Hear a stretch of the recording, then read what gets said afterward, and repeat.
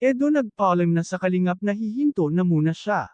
Pakiusap patapusin ang video para malaman ang nilalaman nito at kung bago ka pa lang sa aking munting channel paki-subscribe para lagi kang updated sa video ng mga kalingap. Isang mapagpalang araw sa inyong lahat mga kalingap, tahimik na nakaupo si Edo sa gilid ng kanyang kama, hawak ang kanyang cellphone. Ilang oras na siyang nakatitig sa screen, paulit-ulit na binabasa ang mga komentong bumabagabag sa kanyang isip. Dati, masaya siyang magbahagi ng kanyang mga saloobin at karanasan sa social media.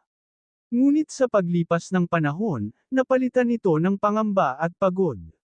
Hindi na niya mabilang kung ilang beses siyang pinuna, hinusgahan, at minsan pa'y pinagtawanan ng mga taong hindi naman talaga siya kilala. Sa bawat notifikasyon, imbes na saya ang maramdaman, kaba at takot ang pumapalit. Isang malalim na buntong hininga ang pinakawalan niya. Doon niya napagtanto na hindi na ito nakabubuti sa kanya. Magpapahinga muna ako. Kailangan ko lang alagaan ang sarili ko. Hindi man niya kontrolado ang sasabihin ng iba, alam niyang may kontrol siya sa kung paano niya aalagaan ang kanyang sarili. Dahan-dahan niyang inilapag ang kanyang cellphone at tumingin sa bintana. Sa labas, payapa ang paligid, isang paalala na may mundo pa rin na hindi umiikot sa opinyon ng iba. Ngayon, pinili ni Edo ang katahimikan. Pinili niyang unahin ang kanyang sarili.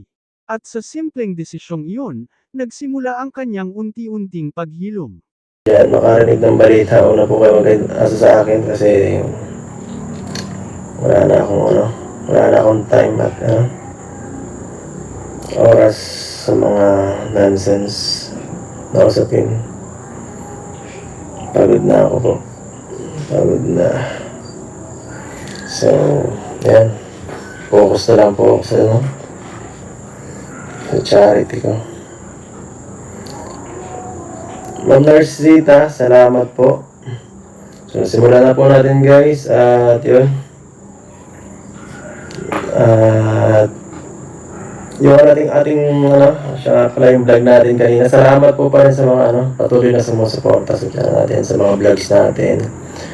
Medyo kahit medyo hindi maganda ang ang views, at least kung yan ang pinaka-solid ay salamat pa rin po salamat sa lahat ng tiwala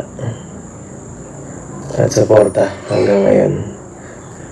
Ma'am Lida Sullivan, shout out, salamat po, good evening Eds, salamat po. Ma'am Jen Andors, Eds, shout out, dito lang kami, salamat po Ma'am Jen.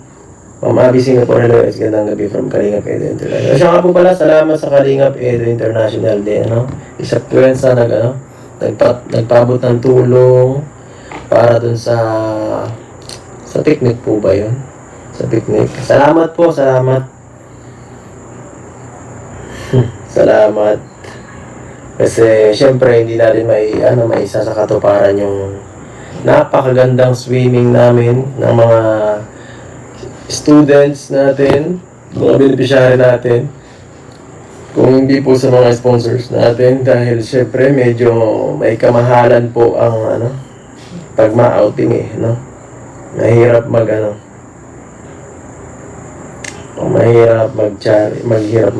yung ganong klaseng paglabas ay isa sa pinaka magastos talaga.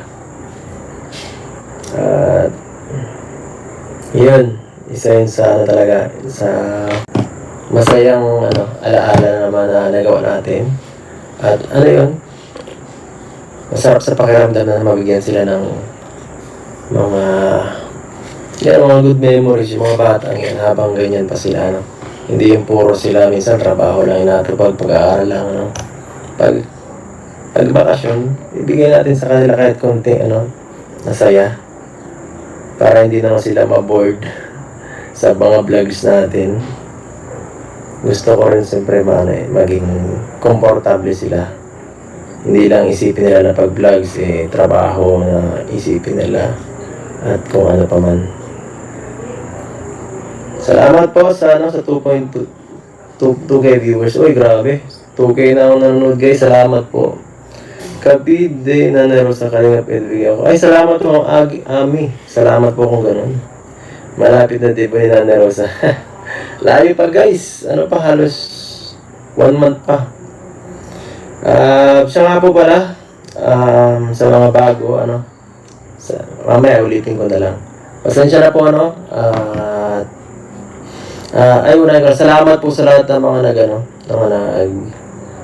mga bibigay ng ang care sa atin at pag-alaala. Lagi mo naman magme-message sa atin. Nakikita ko naman po, kaso ay hindi po ako nag-reply kasi ayaw ko na muna po ng ingay kahit na ayaw ko na muna bigyan ng attention yung mga ganyang ingay kasi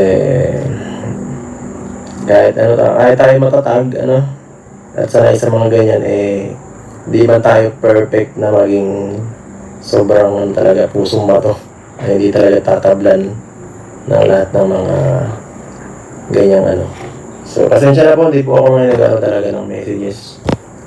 Salamat po sa lahat ng mga nagsusupport. At yun, pasensya na po guys, mga ilang siguro mga 1 week pahinga muna sa social media. Pag hindi trabaho, muna ako. Hindi na muna ako Kaya nakapokus na ako sa editing ko, saka sa live, tapos yun lang. Wala nang iba. So, pasensya na po sa lahat ng mga nag-chat, hindi po talaga ako ngayon. Nag-reply. Sana maintindihan nyo. Siyempre, hindi naman tayo talaga. Masasabi nating